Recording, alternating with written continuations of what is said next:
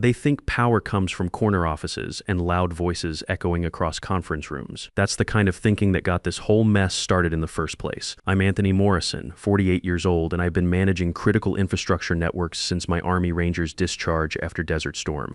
Back when Saddam's boys knocked out our communications during that ambush near Basra, I learned something important. When systems fail, people die. When they work right, missions succeed. Simple as that. I wasn't at Summit Energy Solutions that Tuesday morning in downtown Houston to make friends. I was there for the annual NERC compliance audit, the kind of routine inspection that keeps our power grid from becoming a terrorist's playground. Standard procedure when you're handling the infrastructure that keeps half of Texas running and the SEC breathing down your neck about operational continuity. My diagnostic equipment was already pulling data streams from their trading platform when the trouble started. The 52nd floor conference room had floor-to-ceiling windows facing the ship channel, all steel and glass, trying to look important. Inside, a dozen executives were video calling with their Norwegian partners about some $750 million energy consortium deal, and their connection kept dropping every few minutes. Audio cutting out. Screens freezing. That familiar dance of technology failing when it matters most. I was monitoring network performance from my corner station, watching data packets struggle through their overloaded system like trucks stuck in Houston traffic. The problem was obvious to anyone who understood load balancing. Their video platform was choking their trading systems during peak energy demand hours.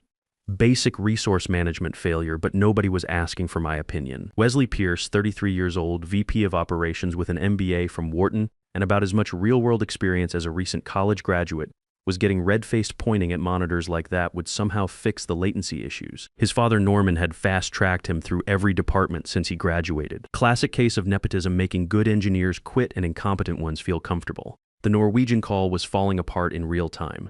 Voices cutting in and out, presentations stuttering, those awkward pauses when nobody knows if the other side can hear them. I could see the bandwidth allocation charts on my screen clear as day. Their system was choking on its own ambition, trying to run Formula One races on city streets. "Are you still there? We're losing your audio again," came the voice from Oslo through the conference speakers. Wesley spun around the room looking for someone to blame, and his eyes locked on me. "You," he said, loud enough for the whole floor to hear. "You're the IT guy, right?" I looked up from my diagnostic displays. "Anthony Morrison. I'm here for the NERC compliance review through Secure Infrastructure Systems." "Great. This network is garbage. Fix it now." I kept my voice level professional. "I'm not your employee, Mr. Pierce. I'm contracted for regulatory assessment only." That phrase hit him wrong. His face went from frustrated red to angry purple. "I don't care who signs your checks. This call is costing us millions, make it work." The room went quiet except for the Norwegians asking, "Hello, are you still there?" through the speakers. Everyone was watching now. Investors, board members, his own father suddenly interested in the show Wesley was putting on. I explained the bandwidth issue in simple terms. Suggested they reschedule during off-peak hours when their energy trading platforms weren't consuming most of their network capacity. Basic network management, the kind of thing any competent IT department would know without being told, but Wesley was past listening to solutions. "Are you telling me how to run my company?" His voice cracked like a teenager arguing with his parents. "Do you know who I am?" I knew exactly who he was. I'd seen his type in the Rangers, officers who confused rank with competence, who thought volume equaled authority. They usually learned better when the bullets started flying, but in corporate America they could coast on family connections indefinitely. The Norwegian partners were still on the line, audio cutting in and out, listening to their potential business partners have a public meltdown over basic technical difficulties. Professional as always. Then Wesley did it. The thing that changed everything. He pointed at the door like some movie villain and raised his voice loud enough for 3 floors to hear. "You're fired. Security will escort you out. Send your final invoice to accounting." The words hung in the air like smoke from a gun nobody meant to fire. The Norwegian call went silent. Even the network traffic seemed to pause. I stood up slowly, methodically closing my laptop and coiling my cables. 24 years of infrastructure engineering teaches you to document everything, and I'd been recording performance metrics since I arrived. Every bandwidth spike, every failed connection, every unauthorized access attempt. All timestamped, all logged, all admissible. "Understood," I said, sliding my laptop into its case. "Good luck with your merger." Wesley smiled like a man who thought he'd won something. He had no idea he'd just fired the only person who understood how their infrastructure actually worked. I walked out while he was still lecturing the room about accountability and getting results. The elevator down was smooth and quiet, exactly the kind of smooth you get when systems are properly maintained by people who understand how they function. From the marble lobby, I made 3 phone calls. First to my supervisor at Secure Infrastructure Systems. He laughed when I explained the contract termination. Not surprised, just tired of dealing with energy executives who confused bluster with business sense. Document everything, he said. Send the compliance report as is. If they want to fire the auditor before the audit's complete, that's their NERC problem, not ours. Second call was to my lawyer. When you're handling energy infrastructure, every change has to be documented for regulatory compliance. Contract terminations, access revocations, system modifications. The lawyers love paper trails almost as much as the regulators do. Third call was interesting. Bradford Stevens at Pinnacle Financial had been trying to expand their energy trading operations for months, but they couldn't find infrastructure that met federal requirements. We'd worked together on their Gulf Coast expansion, and he knew quality work when he saw it. Anthony, perfect timing, he said when I reached him. We just heard Summit might be having some technical difficulties. Anything to that rumor? I told him the truth. Their current infrastructure management contract had just been terminated, and their systems would be reverting to baseline configuration within hours. If Pinnacle was still looking for enterprise-grade energy trading platforms in Houston, this might be an opportunity worth discussing. We arranged lunch at the Capitol Grill on Westheimer. No urgency, no drama, just 2 professionals discussing business opportunities over good Texas beef. I drove home to my River Oaks apartment, made coffee, and opened my laptop to begin the most important part of my day. When you're managing enterprise energy infrastructure, you're not just flipping switches in some server room. You're controlling trading algorithms that move billions of dollars per second, backup systems that keep hospitals running during hurricanes, security protocols that protect critical infrastructure from foreign hackers. It's the invisible foundation that keeps the American economy humming. And when that management contract gets terminated, those systems don't keep running out of loyalty. Contract terminated means premium services discontinued. Systems revert to baseline configuration. Everything documented, everything legal, everything by the book. I didn't sabotage anything. Sabotage implies malice. This was pure procedure. When a management contract ends, you follow established protocols, like a lease expiring on a luxury apartment. The tenant doesn't get to keep the premium amenities just because they've gotten comfortable.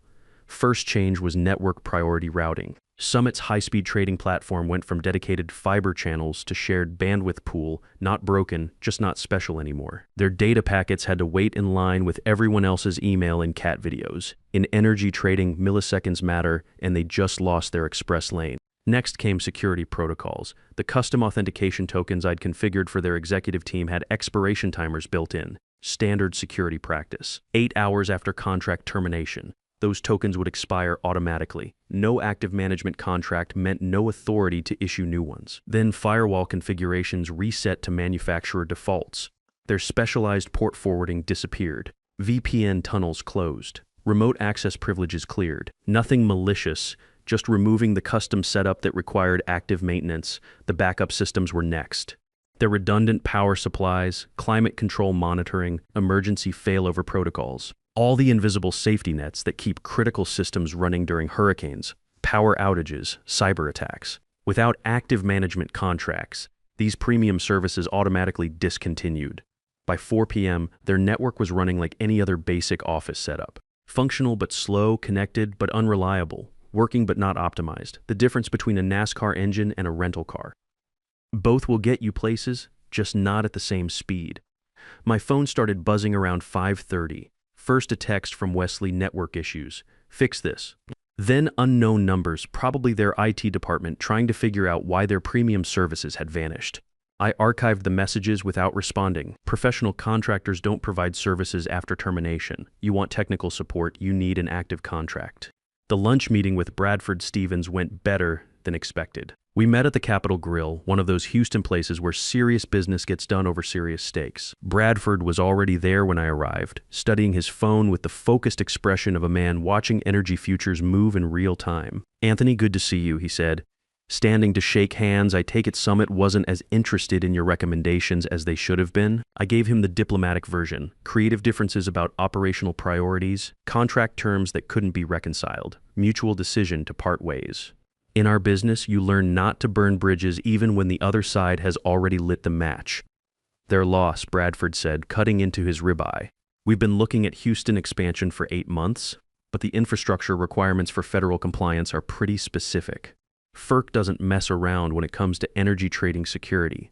I showed him the technical specifications I documented during my summit assessment. Clean fiber connections, redundant power systems, climate-controlled server environments, dedicated security protocols. Everything Pinnacle needed for their regulatory requirements, just waiting for proper management.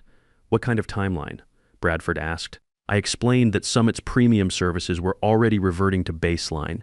Their infrastructure lease agreements were tied to the management contract, and without active management, those leases would be available for competitive bidding within 48 hours. Standard commercial practice. Bradford set down his fork and pulled out his phone. I need to make some calls. How quickly could we have this operational? With the right paperwork and Pinnacle's existing certifications, systems could be live within a week. The infrastructure was already there. It just needed new management. He was dialing before I finished talking. While he coordinated with his legal team about expedited contracts, I watched the Houston skyline through the restaurant windows. Somewhere up in that glass tower, Summit was discovering their network wasn't performing quite like it had that morning. The second wave of problems would hit during overnight trading. European energy markets were opening and Summit systems would be crawling along at shared speeds. In energy trading, slow equals expensive, and expensive equals very angry investors. Bradford finished his call and turned back with the kind of smile businessmen get when opportunity knocks loud enough to hear. Legal says we can fast-track this if the infrastructure meets our specifications. Question is, are you interested in managing this setup for Pinnacle? I was interested. Pinnacle Financial had a reputation for treating technical staff like professionals instead of servants, and their compliance standards meant real job security in an industry where regulations change faster than oil prices. What kind of arrangement? Full contract management, $2.2 million annually, plus performance bonuses tied to system uptime and regulatory scores. Equity options after the first year. I'd been making decent money with secure infrastructure, but this was different. This was recognition, respect, and real authority to do the job right without interference from executives who confused volume with leadership. We shook hands over dessert. I had a new employer before the coffee arrived. Meanwhile, back at Summit, reality was setting in like a slow leak in a pressurized pipeline. By Wednesday morning, their Norwegian partners were asking pointed questions about technical delays and operational reliability. When you're moving $750 million in a consortium deal, every hiccup gets magnified under regulatory microscopes. Norman Pierce called me personally at 7 a.m. Not Wesley this time. The actual CEO voice-controlled but strained like a man trying to sound calm while his company burned down around him. Anthony, we may have had a miscommunication yesterday. I let him talk. He used corporate speak. Regrettable incident, operational challenges, path forward. Translation. My son screwed up and now I'm cleaning up the mess. We'd like to restore our previous service arrangement. Same terms, immediate implementation. I explained that the original contract no longer existed. Those terms had been terminated, along with my security clearances. New arrangements would require fresh negotiations, background checks, federal approvals. The full procurement process that corporate America uses to protect itself from exactly this situation. How long? His voice cracked slightly. 6 to 8 weeks minimum. Assuming your board approves the budget and Pinnacle doesn't object to competitive interference. Silence. The kind that means someone finally understands the depth of the hole they're in. Pinnacle Financial, they acquired the infrastructure management contract yesterday. Very professional organization. Excellent compliance record. More silence. Then, that's our infrastructure. Was your infrastructure. The lease agreements were tied to active management contracts, no contract, no priority status. Pinnacle made a competitive bid for immediate takeover. I could hear him breathing through the phone, probably calculating what this meant for their Norwegian deal, their trading operations, their federal compliance status. The call ended without drama. That's how you know the damage is permanent. When the shouting stops and reality settles in. Within days, Pinnacle's team was already moving. Bradford had called in favors to expedite the paperwork, and by Thursday afternoon, we had federal clearance to begin infrastructure transition. I met their lead engineer, Claire Anderson, at the building Friday morning, former Air Force systems architect, 18 years of critical infrastructure experience. The kind of person who treats energy systems like the serious national security issue they actually are. Clean setup, Claire said, examining the server rooms. Whoever designed this knew what they were doing. Thanks. I spent 6 months getting the specifications right. She smiled. Job security through competence. I like that approach. The transition took 12 hours of careful documentation and testing. Real infrastructure moves require verification, backup procedures, redundancy checks. You don't flip switches when you're handling systems that keep cities running. Claire and I worked through the night, systematically transferring control protocols, updating security certificates, reconfiguring backup systems. Every connection tested twice, every backup verified, every security layer validated. When you're dealing with energy infrastructure, you don't get second chances. Anthony, this is some of the cleanest documentation I've ever seen, Claire said around 3 a.m., reviewing the system specifications. Most contractors leave you guessing about half the configurations. Rangers don't leave loose ends, I said, running diagnostic checks on the primary trading platform. Every system needs redundancy. Every protocol needs documentation. Every failure point needs a backup plan. She nodded, understanding immediately. Military infrastructure thinking applied to civilian systems. Plan for the worst, document everything. Trust nothing to chance. By Monday morning, Pinnacle was running full energy trading operations with zero downtime. Their platforms hummed along at optimal speed. Their European transfers completed on schedule. Their backup systems tested and verified. Everything Summit had been paying for, just under different management. Summit, meanwhile, was operating on basic business internet. Fine for email, completely inadequate for moving billions through global energy markets at microsecond speeds. Their Norwegian partners were getting increasingly uncomfortable with ongoing technical issues that seemed to have no resolution timeline. The energy markets noticed Monday morning when Summit announced temporary operational adjustments. Energy companies don't announce technical problems unless they're serious enough to affect trading operations, and institutional investors know how to read corporate speak. Summit shares dropped 12% in the first hour as algorithmic trading systems flagged the announcement. By lunch, they were down 23% as analysts started questioning operational continuity and consortium viability. I was in Pinnacle's new control center, watching their trading platforms process billions in energy futures without a single hiccup when Bradford walked in with a copy of the Financial Times. Summit's having a rough day, he said, showing me the headline, Energy Giant Faces Technical Meltdown During Critical Merger Talks. Market doesn't like uncertainty, I said, monitoring the data flow rates on my screens, especially when it involves critical infrastructure. FERC opened a preliminary inquiry into Summit's compliance status. When federal regulators start asking questions about energy infrastructure reliability, stock prices don't recover quickly. The Norwegian consortium officially withdrew Tuesday morning, citing unresolved infrastructure concerns in their press release. Translation: they couldn't trust a company that couldn't maintain basic technical operations during critical negotiations. Norman Pierce held a damage control press conference using phrases like strategic refocusing and operational optimization. Energy analysts weren't convinced. Summit ended the week down 31%, and two major pension funds announced they were divesting their energy sector positions. I watched the press conference from my new office at Pinnacle, a corner space with windows overlooking the ship channel. The same view Summit's executives had enjoyed, just from a different building. Feels different when you're on the winning side, doesn't it? Claire said, joining me at the window. Feels like systems working the way they're supposed to, I said.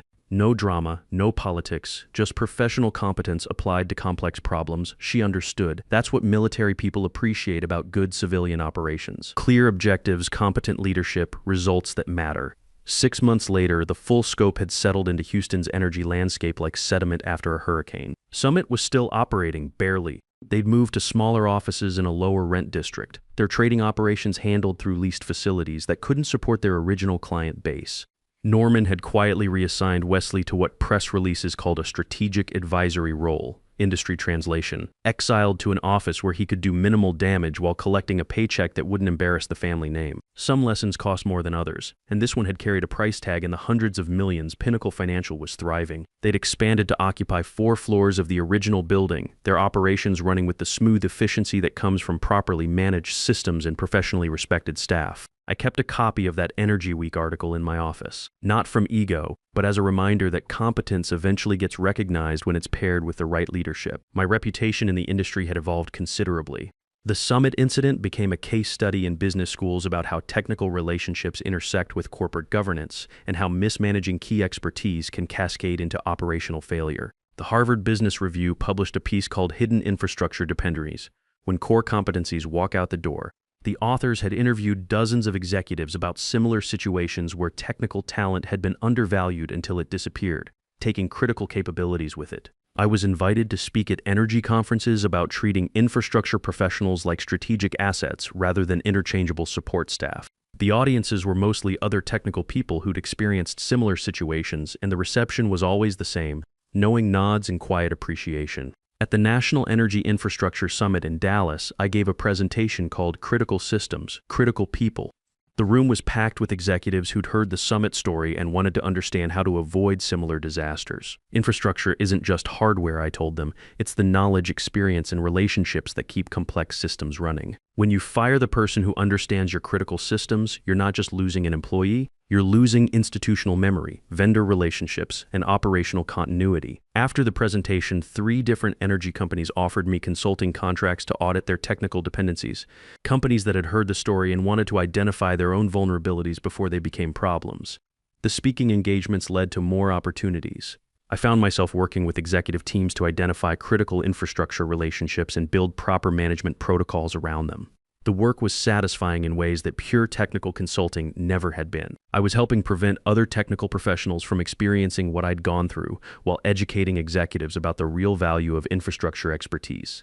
Pinnacle promoted me to Chief Infrastructure Officer after my first year, with full authority over technical staff and strategic planning. The equity options Bradford had mentioned were worth significantly more than anticipated as Pinnacle's expansion continued across multiple energy markets. But more valuable than the money was the professional respect.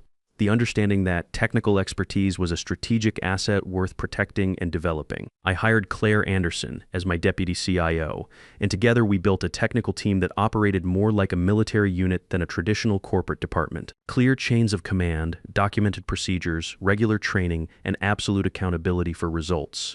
No drama, no politics, just professional competence applied to complex problems. The industry noticed Pinnacle's technical reliability became a competitive advantage that attracted larger clients and more sophisticated trading operations. Other companies started trying to recruit our staff, but we'd built something they couldn't easily replicate, a culture where technical expertise was genuinely valued rather than just tolerated.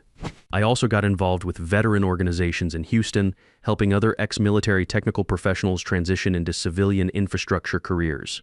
The energy industry needed people who understood how critical systems really worked, and veterans brought the discipline and systematic thinking that complex infrastructure requires. At the monthly VFW meeting, I met retired Master Sergeant Rodriguez, who'd managed communication systems in Afghanistan and was struggling to find civilian work that matched his capabilities. Civilian employers see military on the resume and think we're all about following orders, he said. They don't understand that managing battlefield communications means handling more complexity under pressure than most corporate networks ever see. I helped Rodriguez connect with Pinnacle's expanding operations team. Within 6 months, he was managing backup systems for their Gulf Coast facilities, applying military redundancy principles to civilian energy infrastructure. The same attention to detail that kept communications running under enemy fire now kept power flowing during hurricane season. Meanwhile, Summit continued to struggle. They'd hired 4 different IT consulting firms trying to rebuild what they'd lost. But enterprise infrastructure isn't something you can patch together with contractors and good intentions. Their client base had migrated to more reliable platforms. Their regulatory compliance remained questionable, and their operational costs had tripled due to inefficient systems and redundant vendors. I ran into Norman Pierce at an energy conference in Dallas 18 months later. He looked older, grayer, the way people look when stress becomes permanent. We exchanged polite nods but didn't speak. Some conversations aren't worth having twice, and we both understood the situation perfectly. The final chapter came 2 years later when Summit was acquired by a larger firm in what the press called a strategic consolidation. Industry translation: they were bought out to eliminate a struggling competitor and absorb their remaining client contracts. The acquisition price was less than half their peak valuation, and most of the original staff were let go during the integration. Wesley Pierce had left the energy industry entirely by then, reportedly pursuing opportunities in commercial real estate development. I heard through industry channels that he'd learned to keep his opinions about technical staff to himself, though whether that represented genuine wisdom or just expedient caution remained unclear. The broader lesson had spread throughout Houston's energy community. Treat your technical people like professionals. Understand what they actually do for your operation. Build systems that can survive personnel changes without operational collapse. Companies that learned this lesson thrived. Companies that didn't found themselves struggling to explain technical failures to increasingly skeptical investors. I kept working, kept building, kept solving the kind of complex infrastructure problems that most people never see but everyone depends on. The work itself hadn't changed much. Networks still needed management. Security still required vigilance. Systems still demanded professional attention. But the context had evolved. Technical expertise was no longer taken for granted, and the people who possessed it were treated accordingly. The building still hums along efficiently, 4 floors of pinnacle operations running smooth and profitable, while the space that once housed Summit's executive conference room sits empty, waiting for new tenants who hopefully understand the difference between loudness and leadership. Infrastructure doesn't remember personal disputes or corporate drama. It responds to competence, respects preparation, and rewards those who understand how complex systems actually function. Everything else is just noise that fades away while the real work continues, one properly configured network at a time. Some stories end with dramatic confrontations or emotional reconciliations. This one ended the way most professional situations actually conclude. Quietly, with documentation and everyone understanding exactly where they stand going forward. Power doesn't announce itself with corner offices and raised voices. It sits quietly in server rooms and contract clauses, waiting patiently for those who mistake volume for authority to discover the difference between what looks important and what actually matters. In the end, respect isn't something you can demand from a podium or inherit from a family name. It's something you earn one properly configured system at a time.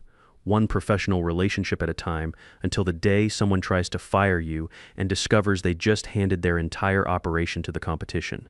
Look, I'm not telling you this story because I want sympathy or congratulations. I'm telling it because every one of you reading this has dealt with someone like Wesley Pierce. Some arrogant executive who mistakes their title for competence, who thinks they can push around the people who actually make things work. Maybe you've been in my shoes watching years of professional expertise get dismissed by someone who inherited their position instead of earning it. Here's what I learned. Your technical knowledge isn't just a skill set, it's strategic power. The systems you understand, the relationships you've built with vendors, the institutional memory you carry, that's not replaceable overnight no matter what they tell themselves. Companies are finally waking up to this reality, but it's happening one expensive lesson at a time. Don't let them learn it at your expense. Document everything, understand your leverage, and remember that in today's economy, the person who can keep the lights on has more real power than the person sitting in the corner office. Make sure they understand that before they make Wesley's mistake.